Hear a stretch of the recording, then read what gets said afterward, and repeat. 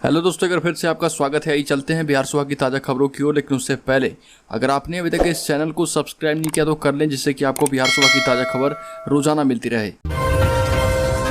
पहली और बड़ी खबर, दिल्ली और मुंबई से आने वाले यात्री एक बार फिर बिहार के लिए बड़ा खतरा बन सकते हैं। हाल ही में दिल्ली और मुंबई में आए दो परिवारों के 11 लोगों की पॉजिटिव रिपोर्ट ने बिहार सरकार की नींद उड़ा दी है। दोनों परिवार फ्लाइट से पटना आए थे। अब मामले की छानबीन कराई जा रही। दोनों परिवार के सदस्य किस किस से मिले हैं, उनमें कौन सा वेरिएंट है, और इसकी ट्रेसिंग भी अब शुरू कर दी जा रही है। अगली खबर, जमुई जिले में 3 हार्डकोर नक्सली ने किया सरेंडर। जमुई के बरहट थाना क्षेत्र अंतर्गत चोरमारा स्थित सीआरपीएफ कैंप में 3 हार्डकोर नक्सली ने सरेंडर किया। सरेंडर करने वाले नक्सलियों में हार्डकोर बालकेश्वर कोड़ा, अर्जुन कोड़ा, नागेश्वर कोड़ा शामिल है। अर्जुन तथा नागेश्वर बालेश्वर कोड़ा का खास बताया जाता है, पर फिलहाल सभी से पुलिस के वरीय अधिकारी चोरमारा कैंप में पूछताछ कर रहे। बालेश्वर कोड़ा जो जमुई, मुंगेर, लखीसराय के जोनल कमांडर के रूप में कार्य कर रहा था। अगली खबर, 1 जुलाई से प्राथमिक शिक्षक के लिए काउंसलिंग शुरू होगी। छठे चरण के प्राथमिक शिक्षक नियोजन से जुड़ी उन नियोजन इकाइयों में 1, 2 और 4 जुलाई को काउंसलिंग की जाएगी, जहां विभिन्न वजहों से अभी तक काउंसलिंग नहीं हो पाई थी। काउंसलिंग के बाद 18 जुलाई से 22 जुलाई तक चयनित अभ्यर्थियों को नियुक्ति पत्र दिया जाएगा। शिक्षा विभाग ने इस बारे में काउंसलिंग शेड्यूल जारी किया है। विभागीय अधिसूचना पर गौर करें तो प्रखंड नियोजन इकाइयों के लिए जिला मुख्यालय पर काउंसलिंग 1 जुलाई को की जाएगी। यह काउंसलिंग वर्ग 6 से 8वीं वर्ग के शिक्षक पद के लिए की जाएगी। अगली खबर, बिहार में पूर्णिया के रास्ते मानसून की दस्तक। 3-4 दिन में पूरे राज्य में दिखेगा असर। तब तक गर्मी से नहीं मिलेगी राहत। बिहार में तय समय यानी 13 जून को पूर्णिया के रास्ते मानसून ने दस्तक दे दिया है। इसका प्रभाव किशनगंज, अररिया, पूर्णिया और सुपौल जिलों में दिख रहा। अगले 3 से 4 दिनों में इसका असर राज्य के अन्य हिस्सों में दिखने लगेगा। 15 जून के बाद राज्य में भारी बारिश का अनुमान है। इसके बाद लोगों को गर्मी से राहत मिलेगी। मानसून के पहले बिहार में जानलेवा गर्मी जारी है। दक्षिण बिहार में गर्मी से लोगों का हाल बेहाल हो रहा।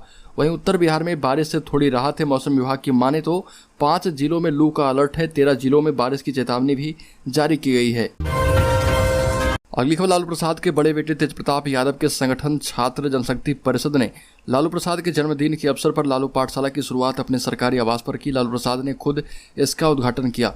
अब जनशक्ति परिषद ने लालू पाठशाला के लिए शिक्षकों की बहाली निकाली है। छात्र जनशक्ति परिषद ने सोशल मीडिया पर कहा है कि लालू पाठशाला के लिए पंचायत स्तर पर शिक्षकों की जरूरत है। इसके लिए योग्यता यह है कि वर्ष 2017 के बाद किसी यूनिवर्सिटी से ग्रेजुएशन किया हो। यह भी बताया गया कि इसके लिए टेलीफोनिक इंटरव्यू भी लिया जाएगा। अगली खबर, पटना जंक्शन पर यात्रियों को अगस्त से एयरपोर्ट जैसे एग्जीक्यूटिव लॉन्च की सुविधा मिलने वाली है, जो कि 24 घंटे खुली रहेगी। इससे पहले ये सुविधा नई दिल्ली, आगरा, जयपुर, सियालदा, अहमदाबाद में खोले गए थे। पटना जंक्शन के प्लेटफॉर्म नंबर 1 पर जहां कभी फूड प्लाजा था, वहां 2 मंजिला एग्जीक्यूटिव लॉन्च बन रहा।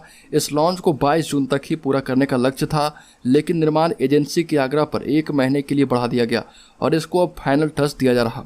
जल्दी पूरा काम हो जाएगा। एग्जीक्यूटिव लॉन्च चलाने वाली कंपनी को 9 सालों का टेंडर मिला है। अगर सेवा सही रही तो इसे 3 साल और भी बढ़ा दिया जाएगा।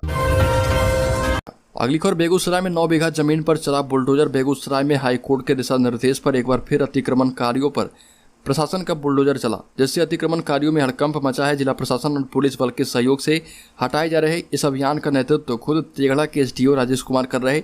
यह कार्रवाई बछवाड़ा थाना क्षेत्र के रानी टोला दियारा में की जा रही है, जहां पर प्रशासन 9 बीघा जमीन से अतिक्रमण हटाने का काम कर रही है। इस कार्रवाई के बाद उस जगह काफी देर तक अफरा तफरी का माहौल उत्पन्न हो गया और भीड़ इकट्ठा हो गई।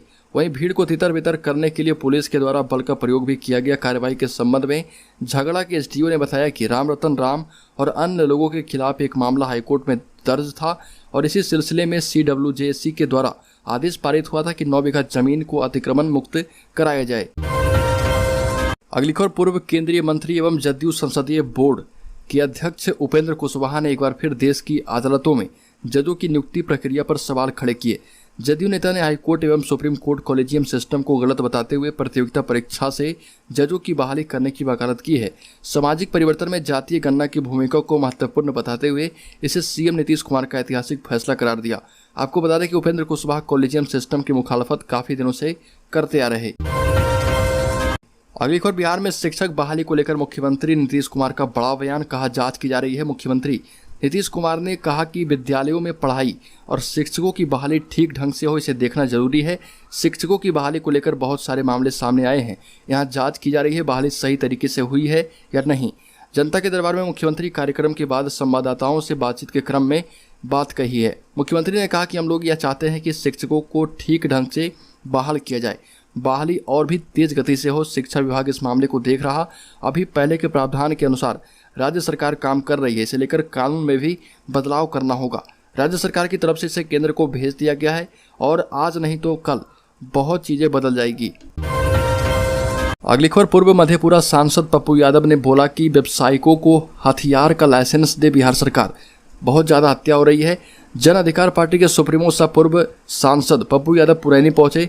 यहाँ उन्होंने पुरैनी मुख्यालय में अपराधियों के द्वारा किराना व्यवसायी अमित कुमार सर्राफ की हत्या पर अपनी प्रतिक्रिया दी।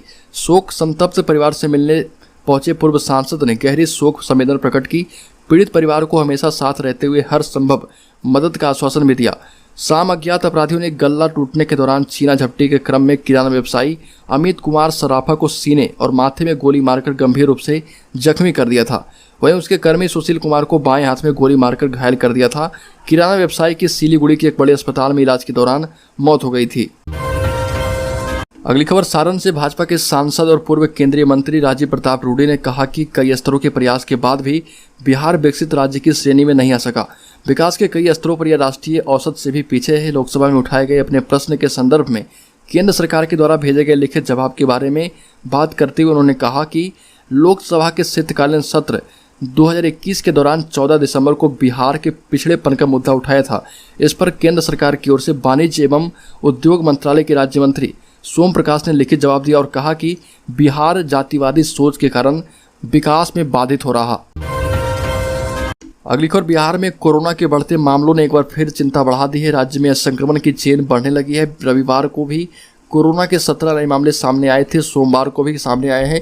औरंगाबाद, कैमूर, रोहतास, समस्तीपुर, सीतामढ़ी और सिवान में एक, जबकि पटना में 9 की रिपोर्ट पॉजिटिव आई है। सरकार भी अलर्ट है। रेलवे स्टेशन पर और एयरपोर्ट पर यात्रियों का कोरोना टेस्ट शुरू कर दिया गया है। सोमवार को संक्रमण के बढ़ते मामलों को देखते हुए गृह विभाग ने नया आदेश जारी किया। सरकारी कार्यालयों में बायोमेट्रिक माध्यम से उपस्थिति दर्ज होने पर रोक लगा दी गई। यह आदेश तत्काल प्रभाव से लागू कर दिया गया है। यह आदेश सभी सरकारी कार्यालयों के लिए लागू किया गया है। अगले 2 महीने तक यह आदेश लागू रहेगा। इसके बाद कोरोना की इस स्थिति को देखते हुए नया निर्देश भी जारी किया जाएगा। अगली खबर, बिहार के सभी 9360 माध्यमिक एवं उच्च माध्यमिक विद्यालयों में कक्षा 9वीं में नामांकन के लिए 1 से 15 जुलाई तक प्रवेशोत्सव अभियान चलाया जाएगा। 8वीं उत्तीर्ण करने वाले सभी बच्चों का नामांकन 9वीं कक्षा में सुनिश्चित किया जाएगा। शिक्षा मंत्री विजय कुमार चौधरी के निर्देश पर विभाग के अपर मुख्य सचिव दीपक कुमार सिंह ने संबंधित विद्यालयों में प्रवेशोत्सव मनाने की तैयारी कराने का आदेश सभी जिला शिक्षा प्राधिकारी को दे दिया है।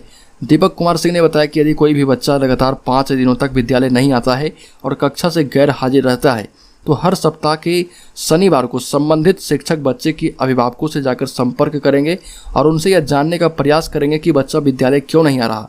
साथ ही शिक्षक बच्चों के विद्यालयों में भेजने के लिए उनके अभिभावक से आग्रह करेंगे, बच्चों को प्रेरित भी करेंगे। और व्यवस्था तत्काल प्रभाव से राज्य के करीब 80,000 प्रारंभिक विद्यालयों, माध्यमिक एवं उच्च माध्यमिक विद्यालयों में लागू कर दी गई है।